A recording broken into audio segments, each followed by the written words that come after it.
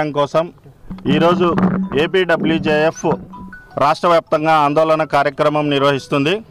ప్రధానంగా 17 సమస్యలు పరిష్కరించాలని చెప్పేసి రాష్ట్ర వ్యాప్తంగా అన్ని జిల్లా కేంద్రాల్లో, మండల కేంద్రాల్లో, తాలూకా కేంద్రాల్లో ఈరోజు ఏపీడబ్ల్యూజేఎఫ్ నాయకులు అధికారులకి వినతిపత్రం అందజేయడం జరిగింది.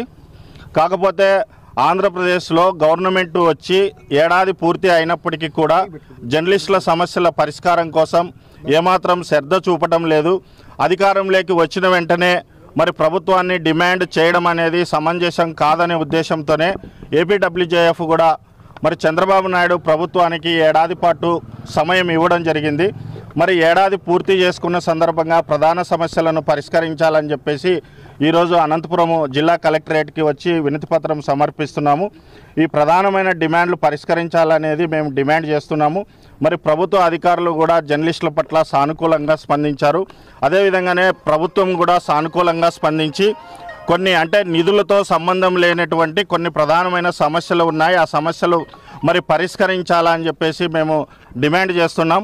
మరి మా డిమాండ్లను సానుకూలంగా ప్రభుత్వం కూడా మరి సానుకూలంగా స్పందించకపోతే ఖచ్చితంగా జర్నలిస్టులు రాష్ట్ర వ్యాప్తంగా ఆందోళన కార్యక్రమానికి మరి శ్రీకారం చుడతారని చెప్పేసి ఈ సందర్భంగా ఏపీడబ్ల్యూజేఎఫ్గా హెచ్చరిస్తున్నాం. మరి అన్ని ప్రాంతాల్లో కూడా ఈ సమస్యలను ప్రభుత్వం దృష్టికి తీసుకెళ్లారు కాబట్టి సానుకూలంగా చంద్రబాబు నాయుడు మరి జర్నలిస్టుల పట్ల కూడా సానుకూలంగా స్పందించాలని చెప్తున్నాం.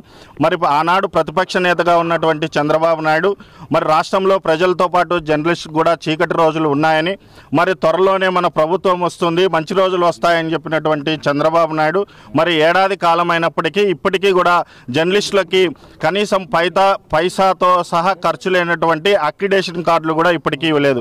మళ్ళీ సమయం 3 నెలల పాటు సమయం కూడా తీసుకుంది. కనీసం ఈ వచ్చే 2026 జనవరి కన్నా అక్రిడేషన్ కార్డులు ఇచ్చి మరి ఇండ్ల స్థలాలు కానీ, పెన్షన్ కానీ, ప్రధానంగా హెల్త్ కార్డులు ఇట్లాంటివి సమస్యలన్నీ పరిష్కరించాలని చెప్పేసి మేము ఈ ప్రభుత్వాన్ని డిమాండ్